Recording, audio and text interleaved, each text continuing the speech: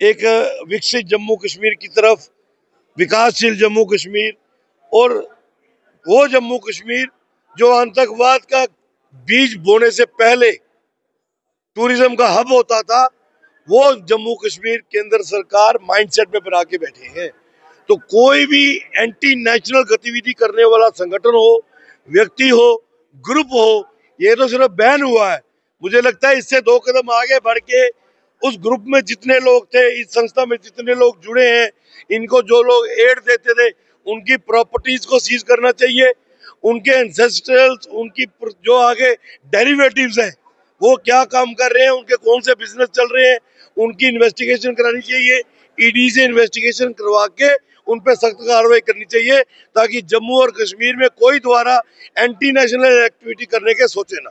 देखिए, कल जिस तरीके से हाउस के अंदर जो गतिविधियां हुई, शुरू से जब हाउस लगा, हमने जो परसू तांडव जम्मू और कश्मीर की सड़कों पे हुआ है, हमारे डेली वेजर्स जो पिछले 25-30 वर्षों से संघर्ष कर रहे हैं बेचारे, जब हम सुबह सोए होते हैं तो वो पानी खोलने जाते हैं, हमारे घरों की बिजली जाती है तो अंधेरे में खंभे में चढ़ते, पीछे से कोई लाइट ऑन कर देता है, चढ़ता है, लाइनमैन नीचे गिरती है लाश।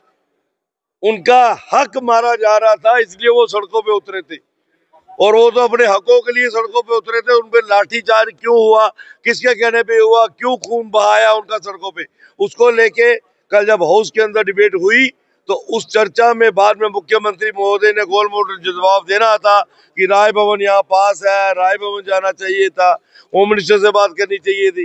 राय भवन की ट्रांसपेरेंसी, क्रेडिबिलिटी भी हम डाउट नहीं करते हैं। गृह मंत्रालय अपना काम करना वो कर रहा है, उस पर कोई शक शुबा नहीं है। सरकार ने बजट में डेली वेजर्स के लिए कोई प्रावधान क्यों नहीं रखा, वो ये पूछने के लिए आ रहे थे, और आपने मारना शुरू कर दिया उनको। 6 मंथ का टाइम दिया है उन्होंने। देखिए, ये जो कमेटी भी बनी है, ये अपोजिशन के मजबूत रिएक्शन के बाद कमेटी बनी है। अगर हम रिएक्शन नहीं देते, हम इनको नकेल नहीं डालते, ये कमेटी नहीं बनाते थे। लेकिन मुझे अभी भी शक हुआ है, अफसरान का काम करने का तरीका अपना होता है, सियासतदान का काम करने का तरीका अपना होता है। सियासतदान पब्लिक की पीड़ा से जुड़ा होता है, उसको दर्द का एहसास होता है कि 9,000 में कैसे घर पलता है। तो मुझे लगता है कि इनको कमेटी बनानी चाहिए थी, led by any cabinet minister. उसमें अपोजिशन के और रूलिंग के कुछ लेजिस्लेचर्स होते, वो 6 महीने नहीं, 2 महीने में अंदर आपको निष्कर्ष निकाल के दे सकते थे कि इनका क्या क्या करना है, क्या ये चाहते हैं।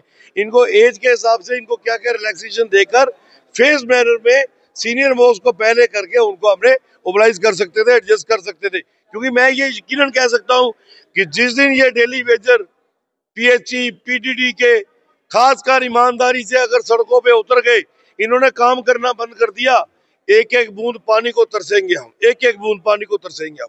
हमारे घरों की और पूरी स्टेट की बिजली बंद हो जाएगी, कोई जोड़ने वाला नहीं मिलेगा। तब क्या करेगा चीफ इंजीनियर, तब क्या करेगा एक्सीएन, तब क्या करेंगे चीफ सेक्रेटरी और उनकी टीम। तो यहाँ पर मुझे लगता है कुछ संदेह होता है कि मुख्यमंत्री महोदय को या तो अपनी कैबिनेट पे यकीन नहीं था, या अपने लेजिस्लेचर्स पे यकीन नहीं था। हम पे तो पहले ही नहीं है उनको। तो सीधी सारी बात है कि कमेटी बनाई है, अब यकीन करना पड़ेगा।